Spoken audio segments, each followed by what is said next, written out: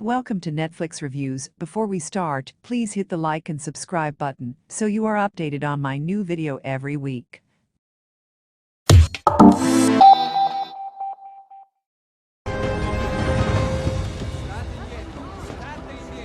You're not a cop. You're right, I'm not. Released on Netflix on November 12th, the star-studded heist comedy Red Notice is topping all the Netflix top 10 charts in the majority of countries across the world this weekend, except in New Zealand, according to Flix Patrol. Red Notice is not the best film you'll ever see in your life, but it is fun entertainment with a trio of stars: Gal Gadot, Dwayne Johnson, and Ryan Reynolds.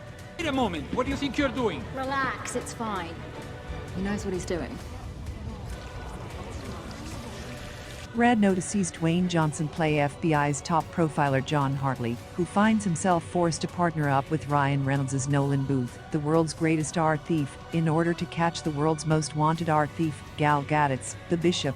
A daring heist takes the trio into a global pursuit for 3 golden eggs created by Mark Anthony for his love Cleopatra. The third golden egg is missing, its location unknown.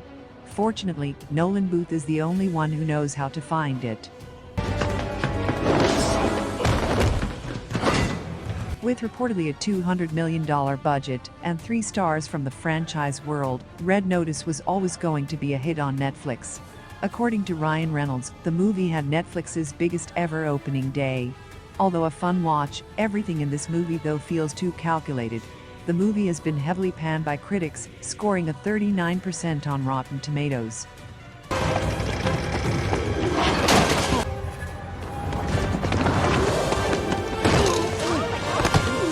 Writer and director Ross and Marshall Thurber were clearly inspired by Indiana Jones, especially Raiders of the Lost Ark, when coming up with Red Notice. The opening sequence of the movie sees FBI profiler John Hartley arriving at a museum in Rome which holds one of Cleopatra's golden eggs with Interpol. Hartley believes the notorious art thief Nolan Booth will attempt to steal the egg. As it turns out, he is right. A long chase scene with plenty of cinematic stunts ensues. This place you got here.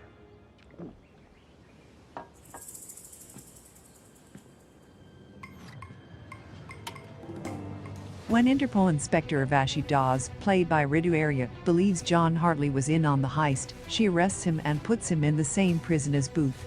In this high-security prison, on top of a mountain, the two partner up to escape prison and catch the thief that set them up, nicknamed the Bishop.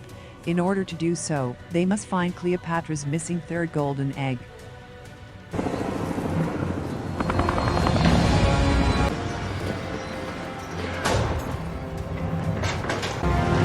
This is the perfect movie to watch if you're wanting to disconnect from your day-to-day life without having to think too much. This is an entertaining movie that invites you on a ride and asks you to not think too much, if at all, about which direction it is taking, or how and why. You know, anyway, where it is going. Everything seems to happen implicitly in the movie. Booth just happens to know how to fly a helicopter, just as one example out of many.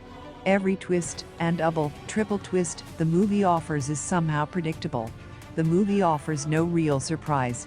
It's a ride we've been on so many times that nothing surprises us anymore. It feels almost like a parody of heist movies, in which everything always fits neatly into place.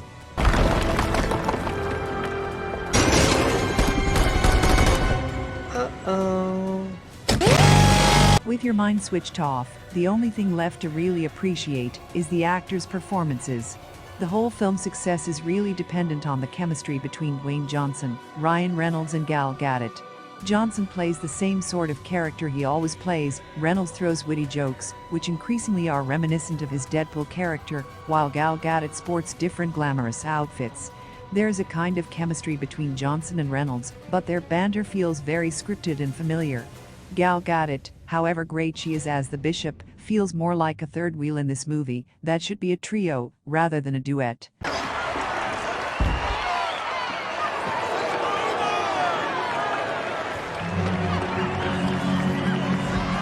For over a century now, the wheel of Hollywood has been continuously cranked by charisma. In the 30s and 40s, audiences lined up to watch Jimmy Stewart, Cary Grant, and Katharine Hepburn, who could dazzle with even the drabbest material. More recently, actors like Leonardo DiCaprio, Brad Pitt, and Jennifer Lawrence brought the masses to the theaters with the snap of their fingers. So what happens then when Hollywood's marquee trio has the combined charisma of a wet paper towel? This question is inadvertently posed by Red Notice, Netflix's latest blockbuster, which is ripe with CGI and plays like it was written by one of those AI-trained bots, with this particular one having been fed hundreds of hours of soulless money-wasting heist flicks. The film follows FBI criminal profiler John Hartley, Dwayne Johnson, as he attempts to catch one of the world's leading art thieves, Nolan Booth, Ryan Reynolds, who is on a mission to steal Cleopatra's mythic sparkling eggs. But the two get outsmarted by femme fatale art thief the Bishop, Gal Gadot, and end up in prison while she attempts to snag the eggs for herself. Where does that leave the duo? They've got to break out of prison and take the relics for themselves, of course. Red Notice is framed as a mash-up homage to beloved capers and spy films National Treasure and the films of James Bond and Indiana Jones. Of course, a large part of what's so special about the aforementioned films is the sheer force of their collective star power.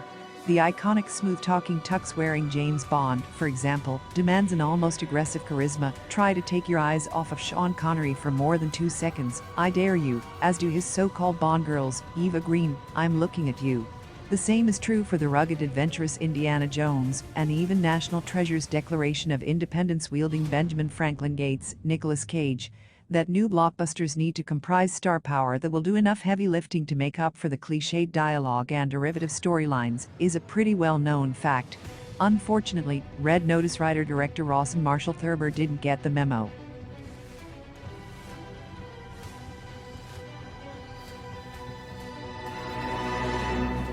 When the three leads are together, one can't help but wonder if they've ever been in the same room. In fact, their intense lack of chemistry makes me suspect that their scenes are actually a composite of 3 people acting in different studios. Gadot's glaring lack of comedic timing clashes with Reynolds' expertise in that area, and Johnson and Reynolds seem only minimally invested in one another, which makes the film's quasi-buddy cop undertone a hard sell. All 3 act like they're in their own movie, whether it's Deadpool or Wonder Woman or Furious 7, and none seem to have gotten the memo that no one else is in that movie with them. Fancy yacht, you think they could stock some decent cheeses? That's not cheese. That's uncooked pork. What's more, Thurber makes the effort to shoot the film in widescreen, which implies that the action will stretch from corner to corner, and set pieces will be large and magnificent. It doesn't. They aren't. Instead, everything stays within the lines, movements are sluggish, and no genre expectations are subverted. What's more concerning than any of this, though, is that the powers that be at Netflix put their heads together using their advanced algorithms and personal data and came to the conclusion that this is what will pull the masses into a lifeless, impersonal movie with 3 great stars at their most lifeless and impersonal, is ultimately what will resonate with society the most.